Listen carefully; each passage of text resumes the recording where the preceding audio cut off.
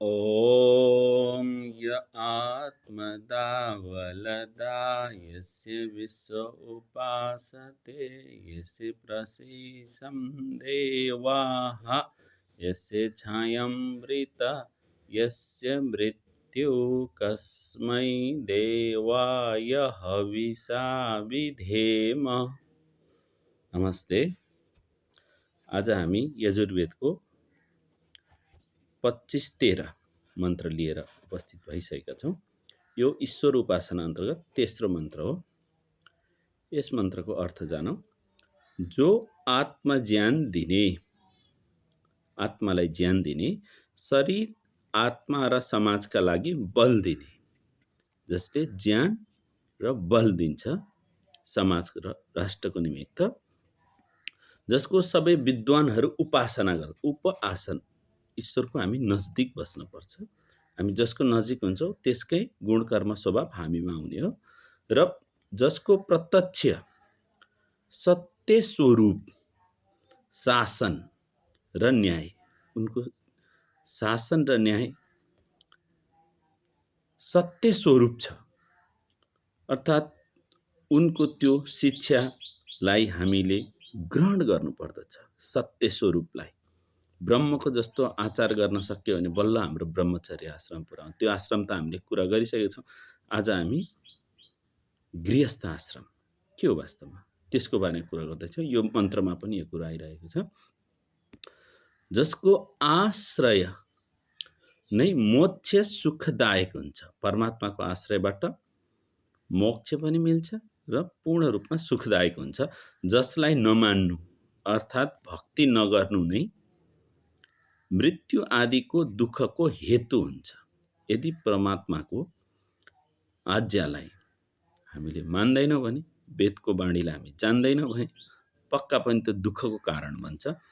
हामीहरू त्यस सुख स्वरूप सकल ज्ञानदाता, सम्पूर्ण ज्ञान दिने परमात्माको प्राप्तिका लागि आत्मा र अन्तःकरणबाटै, आत्मा र मनबाट भक्ति गरौँ, अर्थात् उसैको आज्ञा पालन गर्नमा सदा तत्पर रहौँ।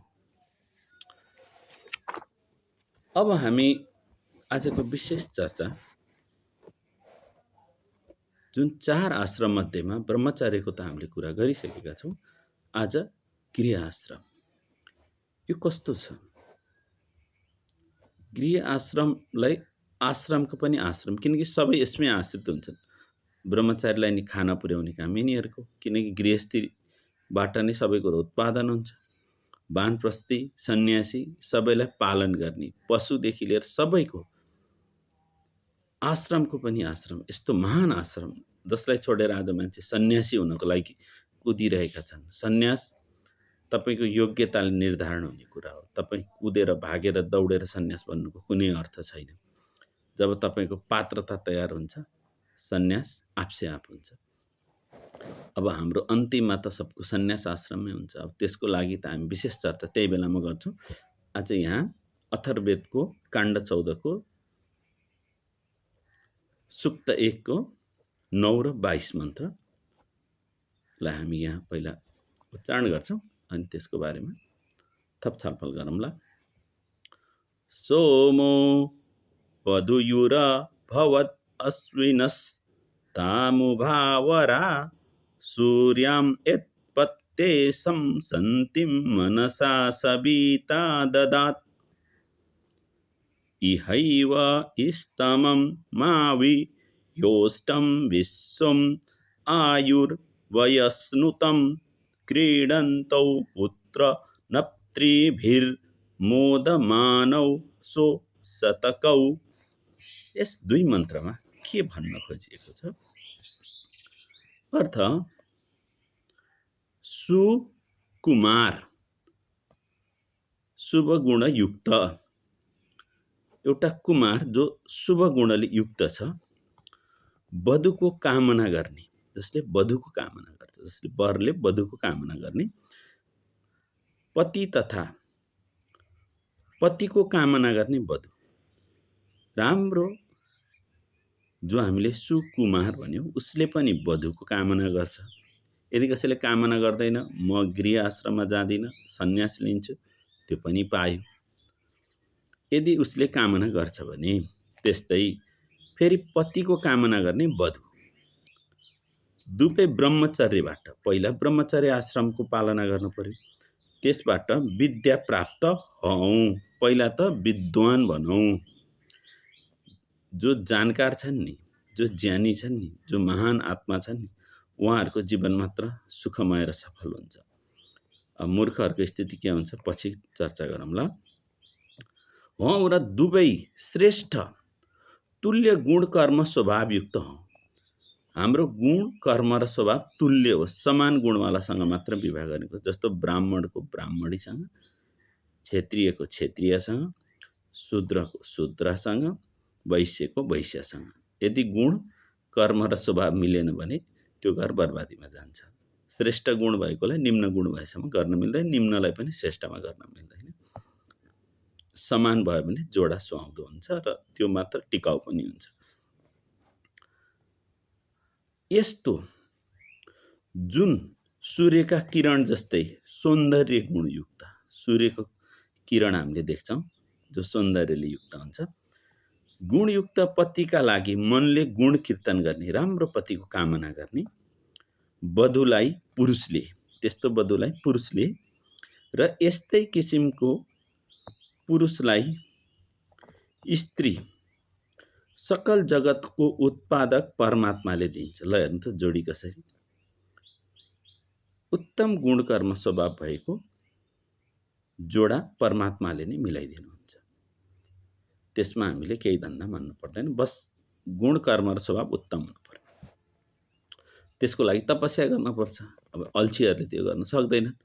तपस्यालाई हामीले दुःखको रूपमा मान्नु हुँदैन। जस्तो गाई बस्तुको हामी चाकडी गर्छौँ, खेतीबाडी गर्छौँ, त्यसले त हामीलाई अन्न दिएको छ, हाम्रो प्राण रक्षा गरेको छ, हाम्रो मात्र होइन हामीसँग आश्रित सबैलाई रक्षा गर्छ भनेपछि यस्तो महान पुण्य कर्म जसलाई तपलाई हामीले यदि दुःख मान्यौँ भने भोलिबाट काम गर्न छोडिदिउँ न, स्थिति के हुन्छ, संसार सब त्यसै तहस नहस भएर जान्छ। किनकि बाँच्नको लागि सबैले कर्म गर्न आवश्यक छ। अब अर्थात् निकै ठुलो भाग्यले मात्र समान गुण कर्म स्वभाव भएका स्त्री पुरुषको जोडा मिल्ने गर्दछ। एकदम कडा परिश्रम गर्न पर्यो र जोडा पनि त्यस्तै मिल्दो पाइन्छ। यदि परिश्रम गर्नुहुन्न र फल मात्र राम्रो, आफ्नो क्षमता छैन, उच्च कोटिको वधु खोज्ने अथवा उच्च कोटिको वर खोज्ने, त्यो सम्भावनै हुँदैन। त्यस्तो बिहे गर्ने इच्छा नराखे हुन्छ। इच्छा राख्ने हो भने समान गुण कर्म, पहिला गुण कर्म राम्रो बनाउनु पर्यो, राम्रै गुण कर्म खोज्नु पर्यो। अब आफ्नो गुण कर्म स्वभाव ठिक छैन, राम्रो खोजेर कहाँ पाइन्छ भन्ने कुराहरू भयो। फेरि दोस्रो मन्त्रको, हे स्त्री र पुरुष, म परमेश्वर आज्ञा गर्दछु। परमेश्वरले भन्नुहुन्छ कि तिम्रा लागि विवाहमा गरिएको प्रतिज्ञालाई तिमी दुवैले स्वीकार गरेका छौ। यदि हामीले यहाँ विवाह संस्कारको विधि सबै भन्ने हो भने त्यहाँ कस्ता कस्ता प्रतिज्ञाहरू गरिएको छ। ती अब अहिले त वैदिक किसिमको विवाह पनि हुँदैन, अहिलेको त विवाह फोटो खिच्दा खिच्दै सिद्धिन्छ। अब ती कुरा गरेका छन्। पहिला तिमीले जुन प्रतिज्ञा गरेका छौ यसमा नै तिमीहरू अडिग भएर बस। ईश्वरले के भन्छन् वरवधुलाई, तिमीहरूले जे प्रतिज्ञा गरेका छौ नि सँगै जीवन बिताउने, त्यसमा तिमी अडिग भऊ। अब कुनै दिन त्यो विवाह संस्कारको हामीले 16 संस्कारको बारेमा चर्चा गर्दा त्यसमा विशेष चर्चा गरौँला। यस प्रतिज्ञाबाट विमुख नहो है। जुन प्रतिज्ञा गर्यो अब प्रतिज्ञा छोड्न पाइन्न, किनकि हाम्रो वैदिक संस्कारमा विवाह गर्ने त प्रावधान छ तर सम्बन्ध विच्छेद गर्ने प्रावधान छैन। यो पश्चिममा यो कुसंस्कार हो, कुसंस्कृति हो, यसलाई हामीले त्यागौँ। ऋतुगामी भएर, पहिलो कुरो त ऋतुगामी, आजको त पशु पनि ऋतुगामी हुन्छ।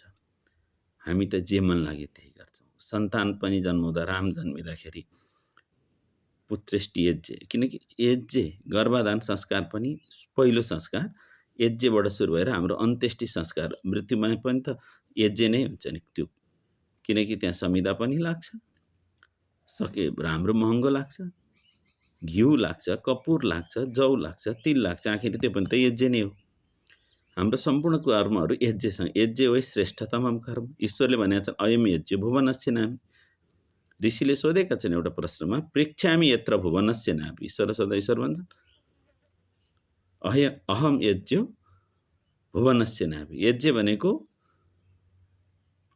संसारको सबभन्दा उत्तम कर्म। यज्ञ भनेको दान, देव पूजन र सङ्गति काम। अब यो पञ्चमहायज्ञको बेलामा यसको विशेष चर्चा गर्न सकिन्छ, अब आज समय छैन।